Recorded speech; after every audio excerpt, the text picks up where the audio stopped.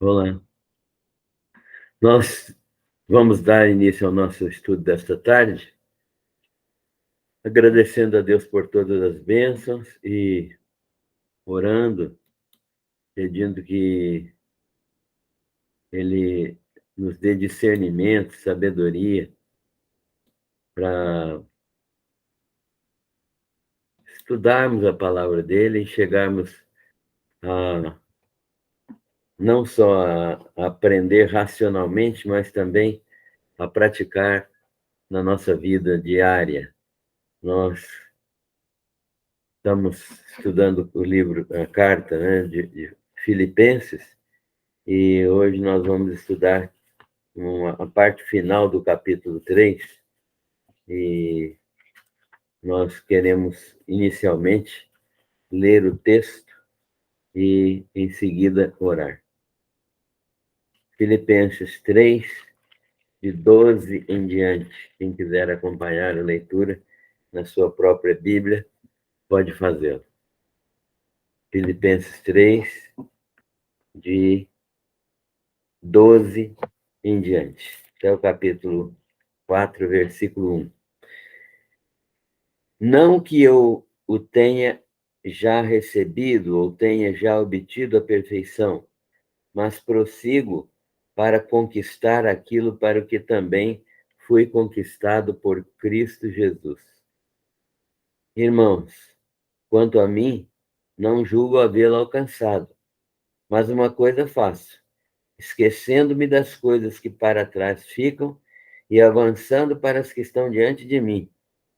Prossigo para o alvo, para o prêmio da soberana vocação em Deus, de Deus, em Cristo Jesus. Tendo, pois, que somos perfeitos, todos nós que somos perfeitos, tenhamos este sentimento. E se porventura pensais de outra maneira, Deus vos esclarecerá. Deus vos esclarecerá. Todavia, andemos de acordo com aquilo que já alcançamos. Irmãos, sede imitadores meus e observai os que andam segundo o modelo que tendes em nós. Pois muitos andam entre nós, dos quais repetidas vezes eu vos dizia, e agora vos digo, até chorando, que são inimigos da cruz de Cristo. O destino deles é a perdição, o Deus deles é o ventre, e a glória deles está na sua infâmia, visto que só se preocupam com as coisas terrenas. Pois a nossa pátria está nos céus, de onde também aguardamos o Salvador, o Senhor Jesus Cristo, o qual transformará o nosso corpo de humilhação para ser igual ao corpo da sua glória, segundo a eficácia do poder que ele tem de até subordinar a si todas as coisas. Portanto, meus irmãos, amados e muito saudosos, minha alegria e coroa, sim, amados, permanecei deste modo firmes no Senhor. Amém. Pai, nós agradecemos ao Senhor pela dádiva preciosa de estudarmos a tua palavra. E nós te louvamos pelo teu cuidado para conosco e pela certeza que o Senhor nos acompanha diariamente, está conosco em todo o tempo. Nós te louvamos e te bendizemos, porque podemos esperar em ti todas as coisas. Agradecemos ao Senhor por nos ajudar no estudo da tua palavra e pedimos sabedoria, discernimento espirituais para entendermos aquilo que o Senhor vai nos ensinar. Nós oramos agradecidos em nome do Senhor Jesus. Amém. Muito bem, estamos estudando a carta aos Efésios e já estamos chegando no capítulo 4, carta aos Efésios, não, carta aos Filipenses. Já estamos chegando no capítulo 4, que é o capítulo final desta carta. E nós queremos... Fred, você está gravando? Tô. Sim. Ok.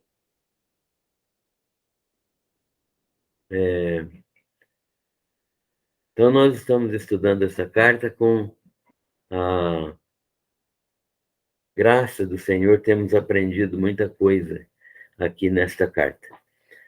Nós vimos na semana passada como Paulo era grato aos filipenses e como era reconhecido exatamente porque os filipenses eram muito amorosos para com Paulo. E Paulo exalta a fidelidade dos filipenses e a fidelidade também dos seus irmãos que o ajudavam, seus companheiros, Timóteo e Epafrodito. E nós vimos como isso foi bom e é bom reconhecer o trabalho dos outros, né? Quando trabalham para nós, em nosso favor, sermos reconhecidos por aquilo que nós recebemos de ajuda, por aquilo que fazem conosco ou por nós, e é bom que nós sejamos reconhecidos e agradecidos. Nós vimos também a oposição de Paulo, a sua completa contrariedade em relação aos judaizantes. Os judaizantes eram judeus convertidos ou judeus que estavam se aproximando do Evangelho e que diziam que, além do Evangelho de Cristo, além de receber Jesus como Senhor e Salvador, era necessário fazer alguma coisa para ser salvo. E essa alguma coisa era cumprir os ritos da lei judaica. Então, dias de festa, as festas principais, as prescrições dietéticas, não come isso, não come aquilo, e principalmente a circuncisão, né, que era o ato ritual inicial no judaísmo.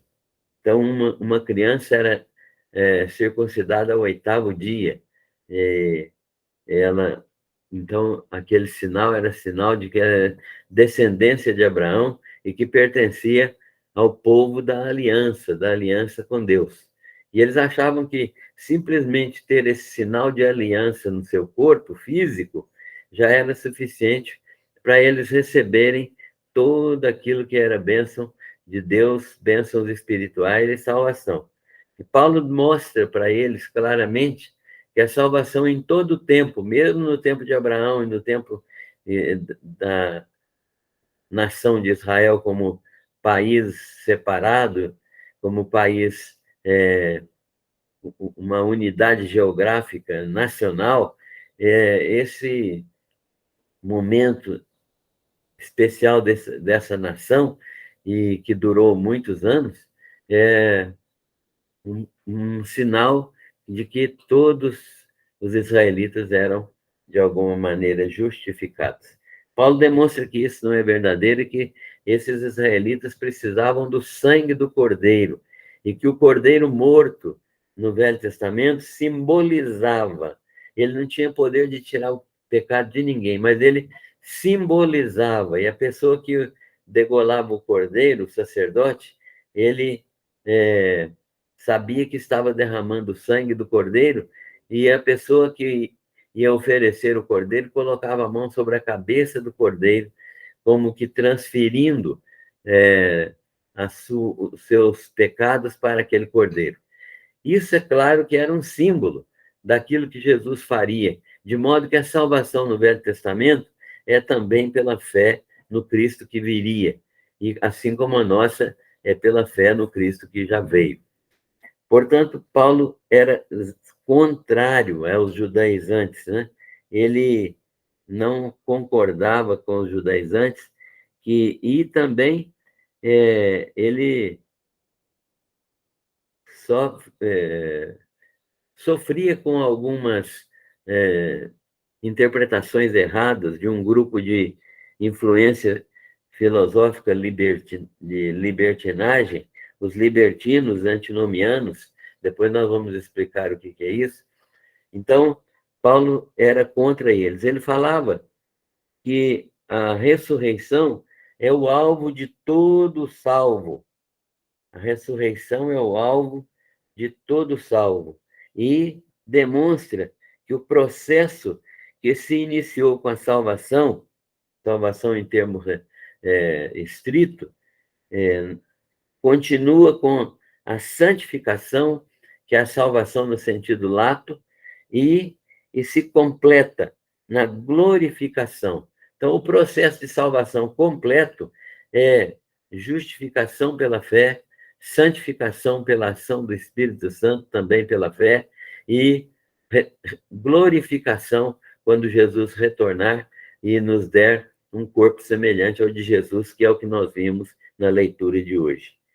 E que é Deus que soberanamente nos preserva na salvação, nesse aspecto amplo da salvação. É Deus que nos salva, Deus que nos justifica, Deus que nos santifica, Deus que nos glorifica. Portanto, e é Deus que nos preserva. Ainda fala da perseverança dos santos ou da preservação que Deus opera nos santos, de modo que ninguém que é verdadeiramente crente pode perder a salvação. Como Paulo se opôs aos judaizantes no início do capítulo, que nós lemos a semana passada, agora ele vai contrapor ao perfeccionismo. O perfeccionismo era uma doutrina que estava iniciando lá em Filipos também, e depois Paulo vai falar contra os libertinos. O que é que ele fala contra os perfeccionistas e o que é o perfeccionismo? Havia um grupo lá, talvez até de judeus mesmo, nós não sabemos exatamente, ao qual Paulo classifica de maus obreiros, de cães, de falsa circuncisão, né? Isso é contra os judaizantes, não é contra o perfeccionismo. Perfeccionismo nós ainda vamos falar. Contra os judaizantes, Paulo os chama de cães, os chama de maus obreiros, de falsa circuncisão. É um grupo judaizante mesmo, conhecido como aqueles que queriam que a salvação fosse completada com a circuncisão. Eles buscam conhecer a Cristo, conseguir chegar até Cristo e trocam as obras pela sublimidade do conhecimento de Cristo. Paulo diz que salvação, na verdade, é conhecer profundamente Jesus Cristo. O salvo quer conhecer profundamente Jesus Cristo. E que nenhum salvo verdadeiro quer trocar a sublimidade do conhecimento de Cristo por qualquer outro tipo de obra, que é obra da carne, que é obra humana. Então, o apóstolo diz que sua certeza absoluta, a salvação como derivada de uma fé, né? Uma fé plantada em Jesus, uma fé consubstanciada no sacrifício de Cristo e no qual nós podemos acreditar livremente e verdadeiramente. Ele afirma também que o alvo de sua vida, a vida de Paulo, e a vida de todo salvo, neste mundo, um alvo de chegar à ressurreição dos mortos. Todo crente verdadeiro tem a crença e tem o desejo de chegar à ressurreição dos mortos, porque a ressurreição dos mortos e a glorificação do nosso corpo, para que ele seja semelhante ao sacrifício de Cristo, ao corpo de Cristo, é a maior garantia da nossa redenção. Então, o processo de salvação inclui certamente a ressurreição e a preservação dos santos por Deus. Deus opera tudo e ainda nos preserva na salvação. Portanto,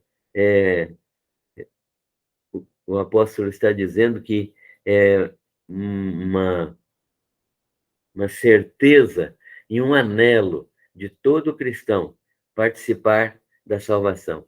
E ele afirma com muita autoridade que os sofrimentos deste mundo, os sofrimentos que existem neste mundo para os crentes, sofrimento presente, o ajuda a conformar-se com Cristo e nos ajuda também a nos conformarmos com Cristo. Se nós queremos ser salvos, precisamos nos conformar com Cristo. O que significa isso? Conformar é um termo ambíguo, porque pode significar, não tem outro jeito, então, né, já que não tem outro jeito, deixa do jeito que está. Não é isso. Conformar-se aqui é tomar a forma de Jesus Cristo, é ser semelhante a Jesus Cristo. Ou seja, se for necessário sofrer, sofrer como Jesus Cristo sofreu. E experimentar como Ele, como Cristo, que morreu por nós para experimentar a ressurreição. E nós devemos também estar com Cristo, em Cristo, para experimentarmos a ressurreição, pela manifestação da soberania e da vontade de Deus. Que coisa impressionante. É Deus quem opera todas as coisas e é Ele quem opera em nós essa vontade soberana de nos fazer ressuscitar em Cristo Jesus. Do ponto de vista da fé, nós já estamos ressuscitados com Cristo. Por quê? Porque nós estamos em Cristo. Tudo que Deus operou em Cristo, Ele opera também em nós.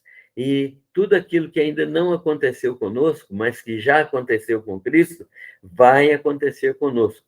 Então, nós, de um certo modo, podemos dizer que nós já estamos ressuscitados com Cristo. Isso é o que Paulo fala aos Colossenses, no capítulo 3, quando ele diz assim: ressuscitados, pois, com Cristo, né, temos, não é temos paz com Deus, mas é bem semelhante o versículo. Ressuscitados, pois, com Cristo. E ele usa ressuscitados, particípio passado, que significa algo que já foi feito. Portanto, nós estamos certos quando dizemos que, no sentido da fé, no sentido de operação de Deus, tudo já foi operado e nós somos salvos e ressuscitados com Cristo. Paulo agora vai falar contra os perfeccionistas, agora sim, contra os perfeccionistas. Havia um grupo de judeus lá que achava que já era perfeito, juntamente com alguns outros gentios. E eles apresentavam uma doutrina que ensinava que um crente pode ser perfeito nesta vida, neste mundo, e que tendo sido salvo por Cristo, os crentes têm poder de não pecar mais, e se o fizerem, é porque foi um acidente ou porque eram ignorantes daquele pecado. Então, Paulo combate esta heresia, porque não é possível neste mundo viver sem pecar. Nós podemos viver sem pecado, é uma coisa, sem pecar é outra. Sem pecado é porque nós somos perdoados de todos os nossos pecados no instante exato em que pedimos perdão. E se nós fizermos isso rapidamente, nós pedimos perdão, nos arrependemos, pedimos perdão e o nosso pecado é perdoado. Então, sem pecado, nós podemos e devemos viver. Ninguém deve ficar curtindo o pecado sem pedir perdão, porque interrompe a comunhão do crente com Deus.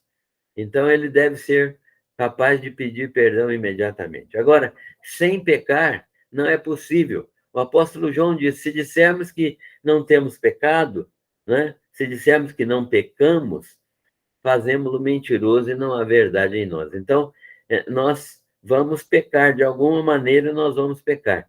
Deve ser cada dia menos pecado, deve ser cada dia mais dominado o pecado, mas nós podemos cometer pecados ainda, porque ainda não estamos com a natureza carnal, nossa natureza humana ainda não foi glorificada.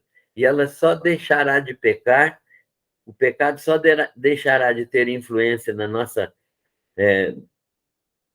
vida carnal, na nossa vida humana, quando nós estivermos totalmente mortos, né? Fisicamente mortos, espiritualmente mortos nós já estamos, né? Ressuscitados com Cristo, mas totalmente mortos e ressuscitados num corpo glorificado com o Senhor Jesus. Paulo demonstra que nós temos poder de não pecar,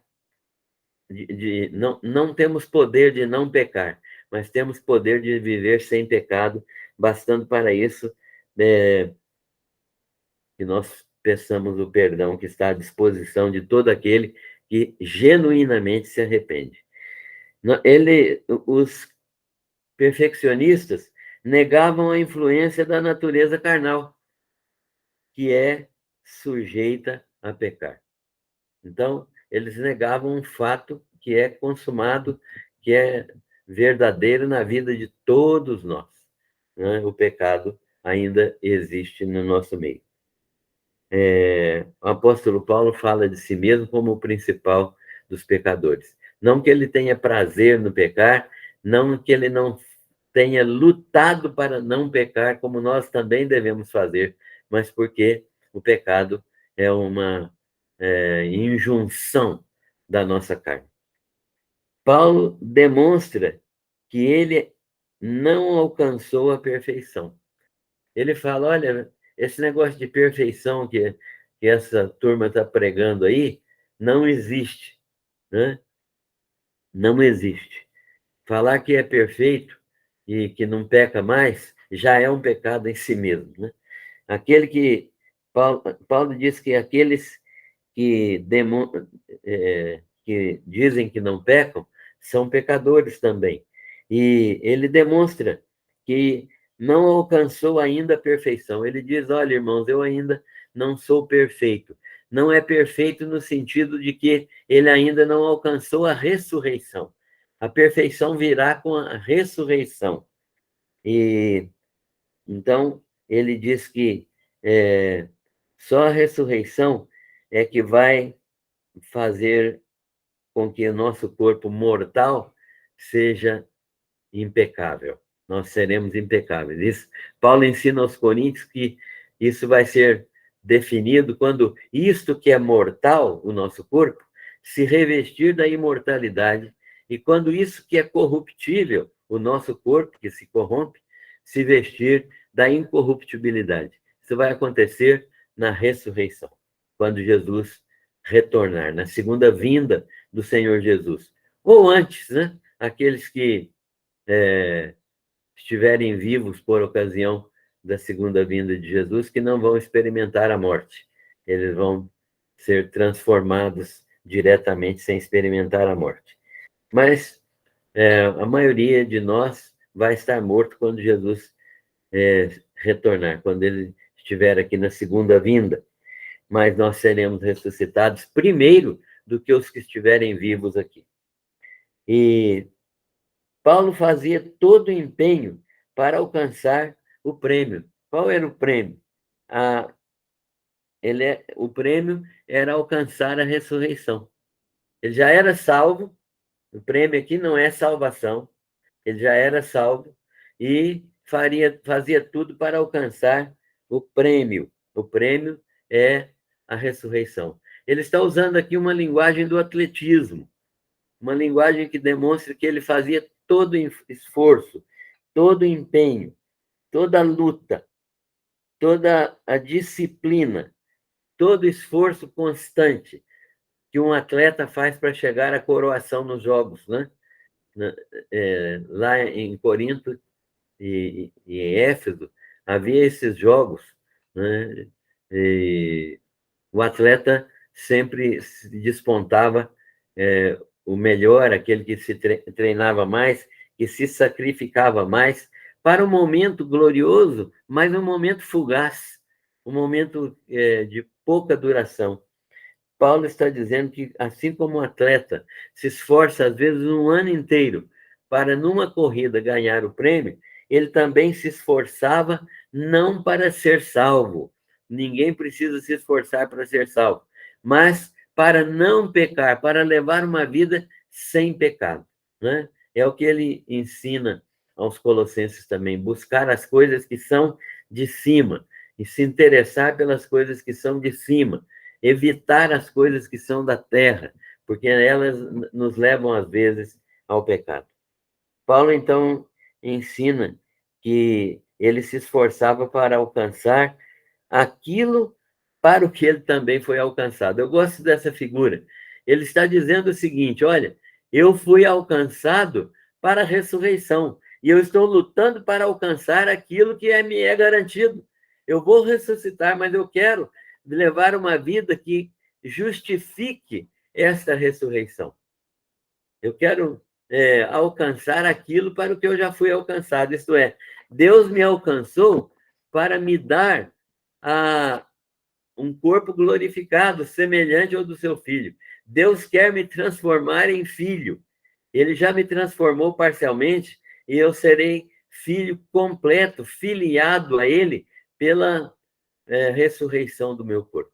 E eu quero alcançar isso, e eu quero fazer todo o esforço que eu puder para evitar a vida de pecado e para levar uma vida de santidade, para que eu possa alcançar aquilo, né, que é incorruptível. E ele deseja, com todo ardor, alcançar a imortalidade indestrutível, incorruptível, que deve ser o alvo de todos os crentes, que deve ser a disposição mental de todos os crentes, o desejo e objetivo de todos os cristãos. Também esse alvo de ser transformado, glorificado, é a etapa final neste mundo, né? Nesse mundo que nós vivemos, é a etapa final do processo inteiro, completo da salvação, a glorificação. Ressurreição com corpos glorificados, né? Isso é a etapa final da nossa salvação. Contrário ao ensino de alguns perfeccionistas, Paulo ensina que nós, mesmo tendo essa esperança, certeza, né?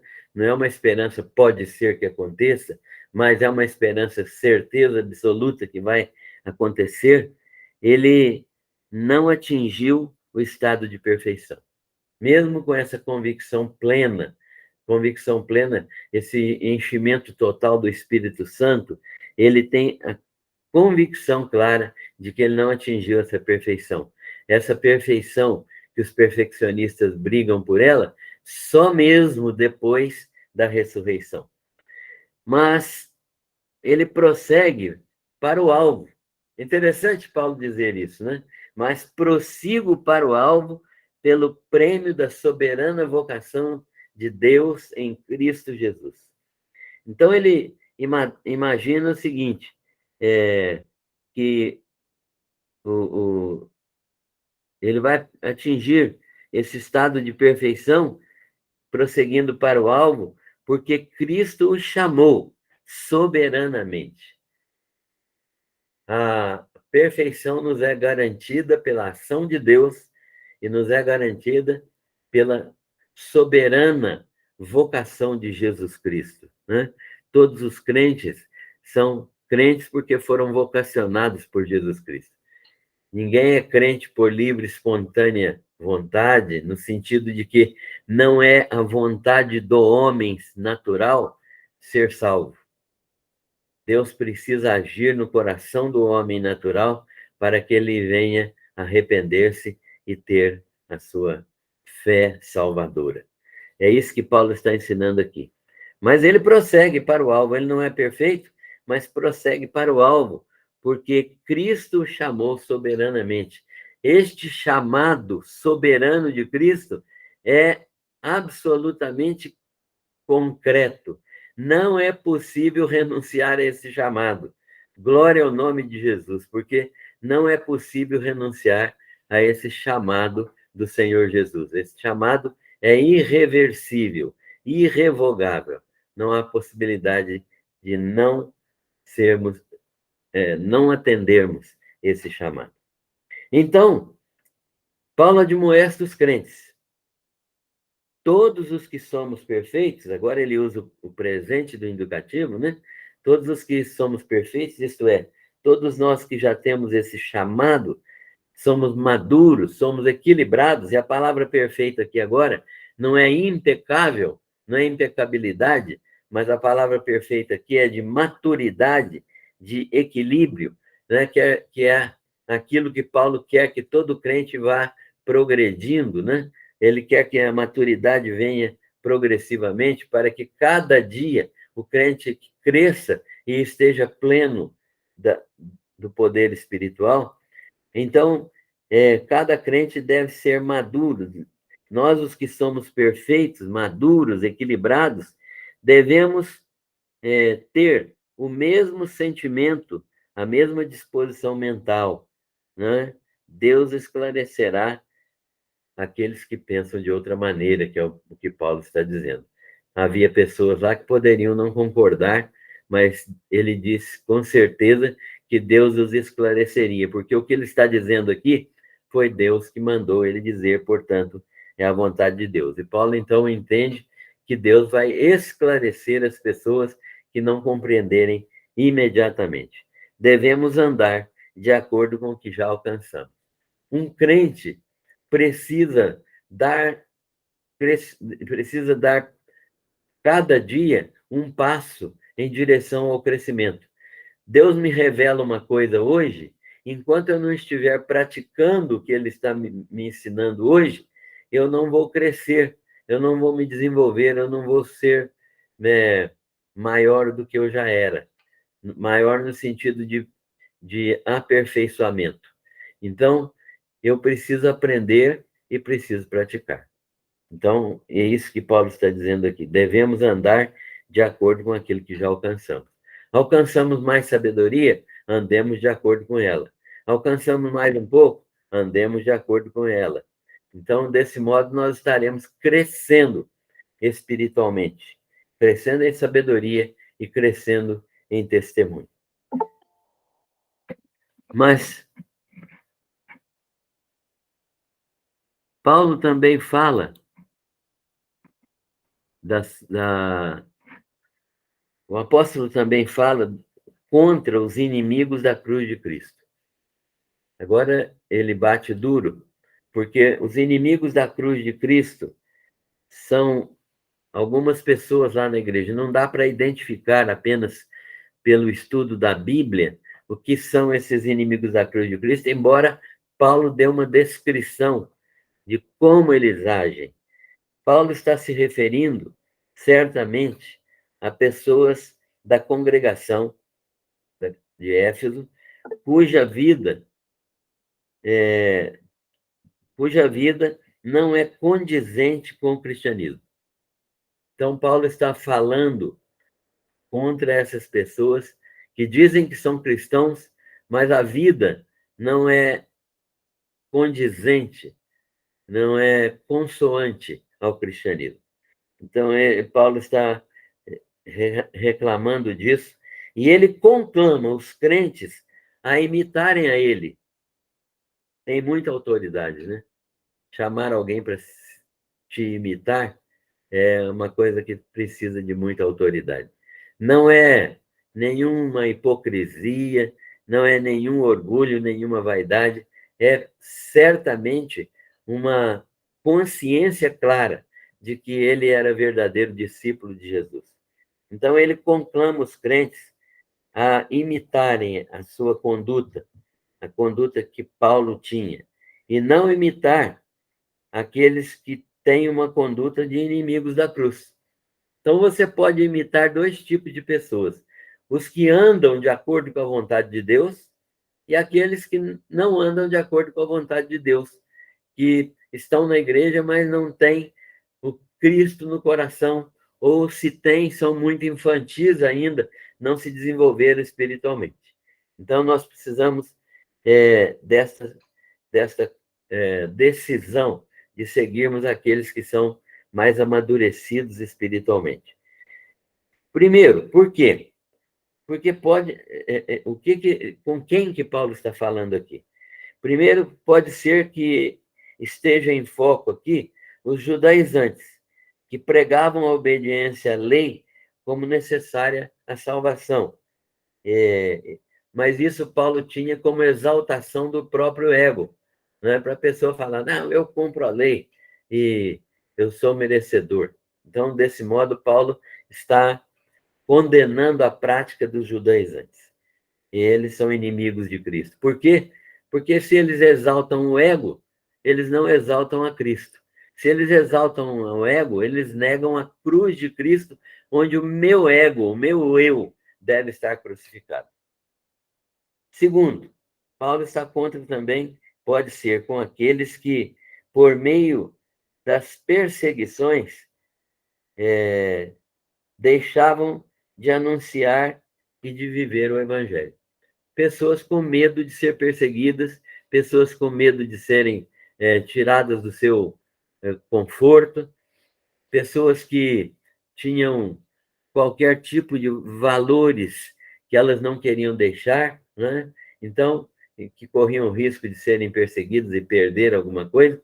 Essas pessoas, Paulo fala que são inimigos da cruz de Cristo, porque elas não abandonaram a si mesmas e não se consideram de Cristo, no sentido de que não entregaram sua vida a Cristo e não creem na sua soberania, que só vai acontecer conosco aquilo que Deus permitir. Paulo, então, critica esses pseudo-crentes, né, que são inimigos da cruz de Cristo. Terceiro, Paulo ainda pode estar criticando aqueles que renunciaram à cruz no dia a dia, aqueles que não levam diariamente a sua cruz, vivendo de acordo com seus desejos carnais. São pessoas que ainda praticam os desejos da carne, que levam uma vida de religiosidade, né? Estão na igreja, carregam Bíblia, contribuem, oram, recitam orações, né? Mas eles continuam fazendo aquilo que a carne pede. E eles estão sendo criticados por Paulo aqui como aqueles que renunciaram à cruz no dia a dia, vivendo de acordo com a carne, né? Com a sensualidade do mundo, com a sensualidade da carne. Então, essas pessoas, Paulo está criticando veementemente e avisando aos crentes de Éfeso para não seguirem o exemplo deles. E, por fim, Paulo está dizendo que são aqueles de dentro da igreja que têm esse tipo de comportamento, que praticam pecados morais, que têm o ventre como Deus. Paulo fala isso duramente. O Deus dessas pessoas que praticam esses atos, que vivem de acordo com a carne, é o ventre. O ventre aqui é amplo, no sentido de comida, bebida, sexo, sucesso, dinheiro, etc. Então, querem satisfazer a si mesmos e Paulo está contra eles, né? Porque, no caso dessas pessoas, o ego, o eu individual, é transformado em Deus. Então, a pessoa passa a adorar a si mesma. Seu destino, o destino dessas pessoas que nós estamos mencionando, é a perdição. Todos aqueles que crucificaram Jesus Cristo, ou que todos aqueles que deixaram de lado a cruz de Cristo, renunciaram, abandonaram a cruz de Cristo, né? Todos estes têm o seu destino como a perdição, e a glória deles está na sua infâmia. Eles estão preocupados muito mais com as coisas que são terrenas e que, na verdade, se forem mencionadas, envergonham as pessoas. É por isso que Paulo fala que a glória deles está na sua infâmia. Eles se gloriam naquilo que satisfaz a carne, naquilo que não glorifica a Deus. Eles são inimigos da cruz de Cristo. A glória deles, portanto, não são as coisas espirituais, mas as coisas vergonhosas que causam má fama, que dão mau testemunho, que contaminam até mesmo os outros da igreja, né? Que levam os outros da igreja a pecar, inclusive aqueles irmãos mais fracos que vão seguir o exemplo desses que aparentemente são perfeitos, mas que são absolutamente imperfeitos na sua prática. O apóstolo, então, fala disso duramente, e agora ele muda de tonalidade, ele muda agora de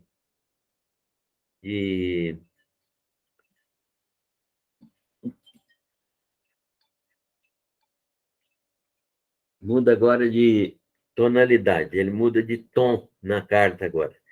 O apóstolo vai falar agora outras coisas. Ele vai dizer sobre que nossa pátria está nos céus.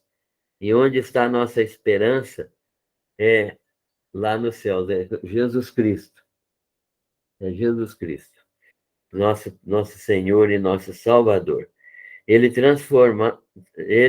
Jesus Cristo, transformará esse corpo humilhado pelo pecado e pela morte em um corpo glorificado. Paulo está dizendo que o final da nossa redenção, da nossa salvação, é um corpo glorificado. E fala que Jesus já está no céu, para onde nós iremos morar com o corpo glorificado, semelhante ao corpo dele. Como nosso Senhor e Salvador está no céu, assim também nós estaremos. Ele transformará esse corpo humilhado, esse corpo que envelhece, que adoece, que sofre, que chora, que tem limitações, ele transformará esse corpo que é humilhado pelo pecado e pela morte e transformará em um corpo glorificado para ser igual ao corpo do Senhor Jesus Cristo, porque ele é absolutamente poderoso e pode subordinar a si mesmo, não só a, a todas as coisas, como seu maior inimigo, que é a morte.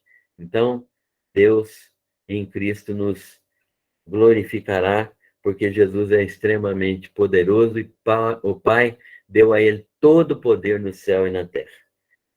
Pensando deste modo, Paulo diz, irmãos, pensando desta maneira que eu acabei de lhes falar, diz Paulo, né, vocês podem experimentar frutos de satisfação e honra, permanecendo firmes no Senhor. Vocês são muito amados, são minha alegria, são muito saudosos, irmãos. E eu quero que vocês pratiquem o que eu estou ensinando, para que vocês tenham satisfação, alegria, e que eu também tenha essa satisfação e alegria, e vocês permaneçam firmes no Senhor, para a honra e glória do Senhor. É isso que Paulo nos ensina nesta lição de hoje. Nós desejamos que todos tenham compreendido esta palavra. Nós queremos agradecer a participação de todos e agora nós vamos ter a oportunidade de conversarmos um pouco nesta tarde, nesta oportunidade, né? porque nós podemos discutir alguns assuntos que estão aqui.